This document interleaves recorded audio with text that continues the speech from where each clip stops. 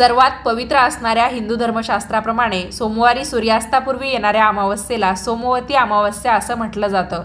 देवांचे देव महादेवांना समर्पित असणारी सोमवती अमावस्या दारिद्र्य दुःख दूर करण्यासाठी आपल्याला नेहमीच मदत करते। सोमवार हा तसाही चंद्रदेवांचा वार आहे आणि या दिवशी तर सूर्य आणि चंद्र एकाच रेषेमध्ये असतात।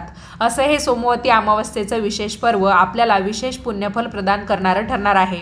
यासाठी शास्त्रांमध्ये या दिवशी करण्याचे काही विशेष उपाय सांगण्यात आलेले आहे। तर नमस्कार मंडळी, मी शीतल आणि तुम्ही पाहताय दिल्लीकर मराठी।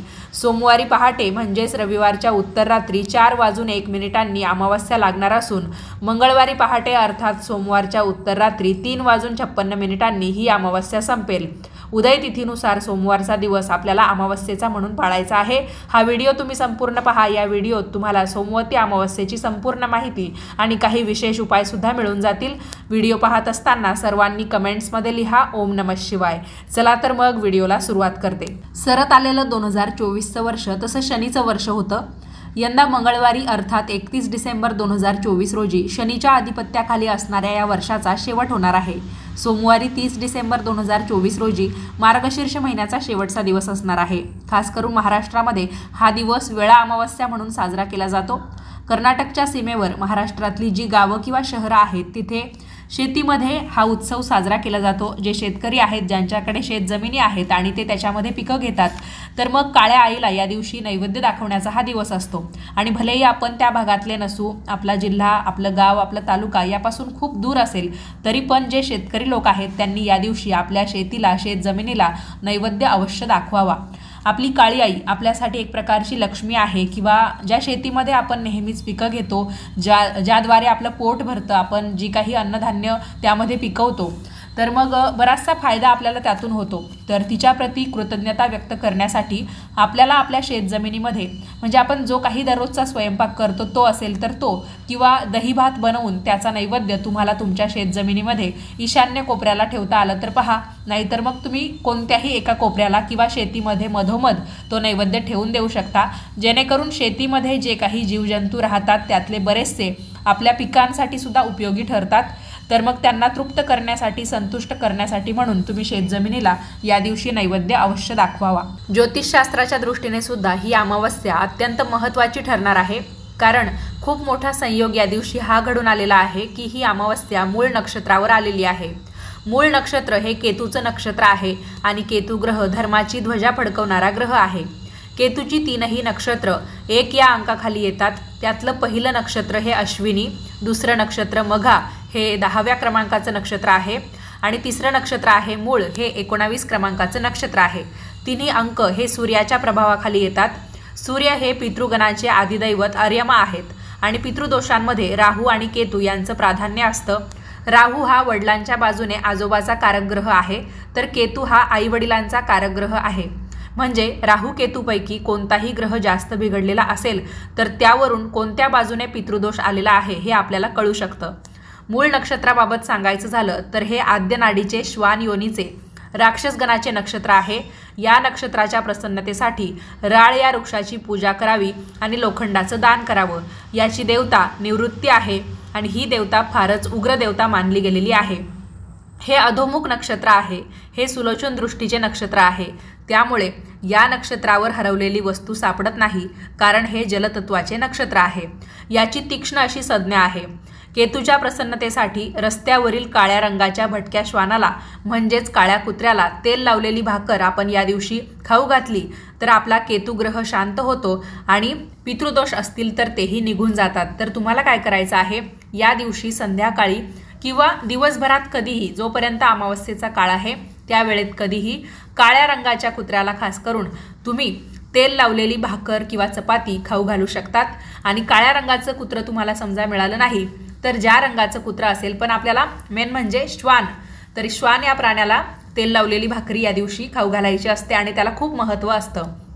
तर तुम्ही नक्की हे काम या दिवशी करू शकता। बघा, सोमवती अमावस्या म्हणजे सूर्यग्रहण सदृश्य अमावस्या। तुमच्यापैकी बरेच जण प्रश्न विचारत होते की या अमावस्येला सूर्यग्रहण असतं का किंवा आहे का? तर सूर्यग्रहण नाही, कॅलेंडरवर तसं दिलेलं नाही, पण ही अमावस्या एक सूर्यग्रहण सदृश्य अमावस्या म्हणून ओळखली जाते। तर आपण या दिवशी पिंपळाची पूजा करायची असते। पिंपळाच्या वृक्षाला आपल्याला प्रदक्षिणा मारायच्या असतात, कारण पिंपळाच्या खोडामध्ये ब्रह्मा विष्णू महेश यांचं एकत्रित स्वरूप असतं किंवा माता लक्ष्मीचं सुद्धा स्थान आहे असं म्हटलं जातं। पण मग बऱ्याच गोष्टी यामागे दडलेल्या आहेत। तर या सोमवती अमावस्येच्या निमित्ताने पिंपळ वृक्षाच्या खोडामध्ये जणू काही ब्रह्मा विष्णू महेश यांचं वास्तव्य आहे असं समजून आपण त्यांची पूजा करू शकतो। पण पिंपळ वृक्षाची पूजा आपल्याला या दिवशी करायची असेल तर तो वृक्ष अगदीच लहान नसावा, आपल्या उंचीपेक्षा 1.5 पट तो मोठा असावा। म्हणजे ज्या पिंपळ वृक्षाचं खोड किंवा बुंधा आपल्याला जेवढा जास्त मोठा दिसतो तर तशाच पिंपळ वृक्षाची आपण या दिवशी पूजा करावी।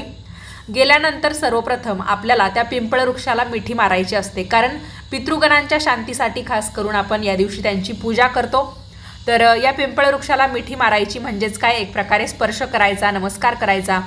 त्यानंतर पिंपळ वृक्षाला तुम्ही 108 किंवा जास्तीत जास्त त्याच्या डबल म्हणजे 216 प्रदक्षिणा मारू शकतात।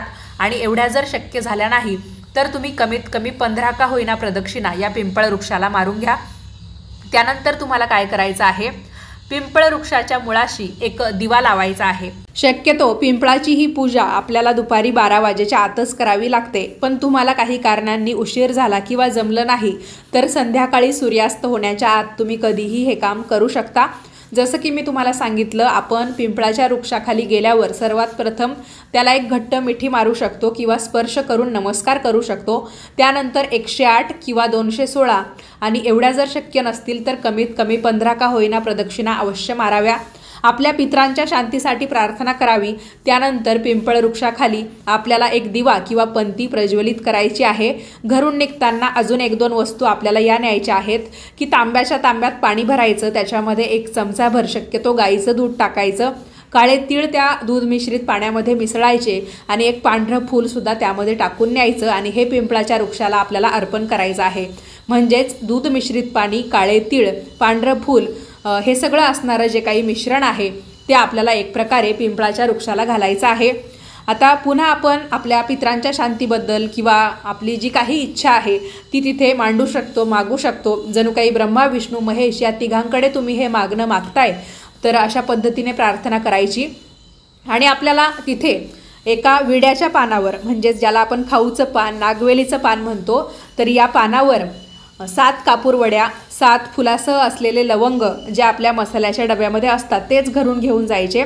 आणि समजा 7 पेक्षा तुमच्याकडे कमी कापूरवड्या असतील तर एखादा 1 कापूर, एखादी 1 लवंग, 1 जायफळ आणि थोडंसं कुंकू त्याच्यावर टाकायचं आणि हे सगळं तुम्हाला तिथे प्रज्वलित करून द्यायचं आहे। तुमच्या ज्या कोणी इष्टदेवता असतील की ज्या देवाची तुम्ही भक्ती करतात किंवा संकटकाळी किंवा कधीही तुम्हाला पहिल्यांदा त्याच देवाचं नाव आठवतं तर त्या देवाचा, देवीचा मंत्र तुम्ही तिथे जप करू शकता। काही अडचण असेल तर तीही अजून तुम्ही सांगू शकता। तर अशा पद्धतीने तुम्हाला या दिवशी पिंपळ वृक्षाची पूजा करता येईल। पिंपळ वृक्षाची पूजा करणं या दिवशी अत्यंत शुभ मानलं जातं। म्हणजे एक प्रकारे पितरांच्या शांतीसाठीच नाही तर तुम्हाला या सर्व देवी देवतांचा आशीर्वाद मिळावा यासाठी सुद्धा तुम्ही हा उपाय किंवा पूजा या पद्धतीने करू शकता। या दिवशी तुळशी प्रदक्षिणेला सुद्धा खूप जास्त महत्त्व मानलं जातं। तर तुळशी मातेला तुम्ही 108 प्रदक्षिणा घरच्या घरी मारू शकता किंवा तुमच्या तुळशीपाशी प्रदक्षिणा करायला जागाच नसेल तर तुम्ही काय करायचं, स्वतःभोवतीच एक प्रदक्षिणा मारायची। आणि जेव्हा तुम्ही या दिवशी तुळशीला पाणी घालाल तर पाणी आपल्याला डायरेक्ट तांब्याने तुळशीच्या मुळाशी ओतायचं नाही आहे। खास करून स्त्रियांसाठी हा नियम सांगते की स्त्रियांना समजा पिंपळाचा वृक्ष मिळाला नाही किंवा पितरांसाठीची जी काही पूजा असते ती करायला जायला कुठे जमलंच नाही तर घरच्या घरी तुम्ही एका तांब्याच्या तांब्यात किंवा एखाद्या पसरट भांड्यामध्ये पाणी घ्यायचं आहे आणि त्याच्यामध्ये तुम्हाला थोडेफार काळे तीळ टाकायचे आहे। नसेल तर फक्त पाणी घेऊन तुम्ही ओंजळीने ते पाणी तुळशी मातेच्या मुळाशी टाकताना ओम पितृभ्यो नमः किंवा पितृदेवो भव, पितृदेवो भव असं म्हणत म्हणत तुळशीला पाणी घालायचं आहे। तर हे सुद्धा एक पितरांसाठीच आपण पूजा करतो, या पद्धतीची पूजा होते। त्याचबरोबर पुरुष मंडळी दक्षिण दिशेला तोंड करून, म्हणजे शक्यतो आपल्या कानापेक्षा उंच आपले हात जातील अशा पद्धतीने हात उंचावून तुम्ही जर दक्षिण दिशेला तोंड करून तुमच्या पितरांच्या नावाने अर्घ्य दिलं तर नक्कीच पितरांपर्यंत हे अर्घ्य गेलं किंवा पितरांपर्यंत तुमची प्रार्थना पोहोचली असा त्याचा अर्थ होतो। तुम्ही या दिवशी घराच्या छतावर किंवा एखादी मोकळी जागा असेल तुमच्या घराच्या आसपास तिथे, किंवा जिथे तुम्ही दरवेळेस ठेवता तिथे तुम्हाला दही भाताचा नैवेद्य ठेवता येईल। सोमवती अमावस्या असल्यामुळे या दिवशी आपल्याला नारळाचा उतारा एका वेगळ्या पद्धतीने करावा लागेल। जसं की आपण कर्पूर होम करतो त्या पद्धतीने एक करू शकतो आपण, किंवा जरी आपण घराच्या म्हणजे मुख्य दरवाजाच्या एकदम वरून ते खाली उंबरठ्यापर्यंत जे काही नारळ 7 वेळा उतरवतो तसं जरी आपल्याला करायचं ठरलं तरी पण तो नारळ आपल्याला फोडून टाकता येणार नाही, डायरेक्ट आपल्याला तो फेकून द्यावा लागेल। अशा पद्धतीचा उतारा करता येईल। कारण तुमच्यापैकी बरेच जण विचारत होते या दिवशी नारळ फोडावा का, पण सोमवार हा महादेवांचा वार असल्यामुळे या दिवशी आपल्याला तो नारळ फोडता येणार नाही। त्यामुळे जमलं तर बघा नारळाचा उपाय म्हणजे नारळाचा जो काही आपण उतारा करतो तो एक तुम्ही कर्पूर होम त्या पद्धतीने करू शकता। मी एका व्हिडिओत तुम्हाला श्रावणाच्या वेळेस दाखवलेला आहे, ते पाहून तुम्ही करा। किंवा मग दही भाताचा उपाय आपण करतोच, तर एवढे सगळे उपाय आपल्याला एकदमच करायची गरज नाही, त्यामुळे एवढं तुम्ही एक करू शकता। या दिवशी तुम्हाला शिवलिंगाला अभिषेक करता येईल, तर शिवलिंगाचा अभिषेक सुद्धा तुम्ही एक साध्या पाण्याने करू शकता, किंवा पाण्यामध्ये काळे तीळ मिसळून किंवा दुधामध्ये काळे तीळ मिसळून त्या पद्धतीनेही करू शकता। त्यानंतर पुन्हा शिवलिंग स्वच्छ धुवून तुम्ही तुमच्या देवघरामध्ये स्थापन करायचं आहे। या दिवशी तुम्ही शिवलिंगावर स्वधा स्वधा स्वधा असं 7 वेळा म्हणत तांदळाचे दाणे वाहू शकतात। त्याचबरोबर शिवलिंगाला चंदनाचं लेपन करू शकता।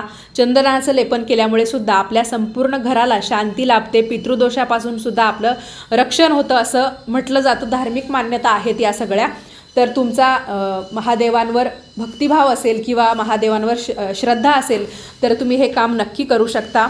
अजून सांगायचं झालं तर ज्यांच्याकडे शिवलिंग नाही आहे पण खंडेराव महाराजांचा टाक आहे तर त्यांनी टाकावर अभिषेक केला तरी पण चालेल।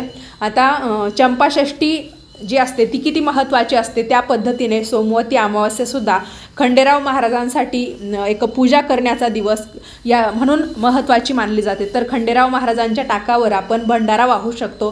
टाकाऐवजी ज्यांच्याकडे मूर्ती असेल तर ते सुद्धा या दिवशी बेल भंडारा किंवा खंडेरावांना जे काही प्रिय आहेत ते सगळ्या गोष्टी आपण या दिवशी अर्पण करू शकतो।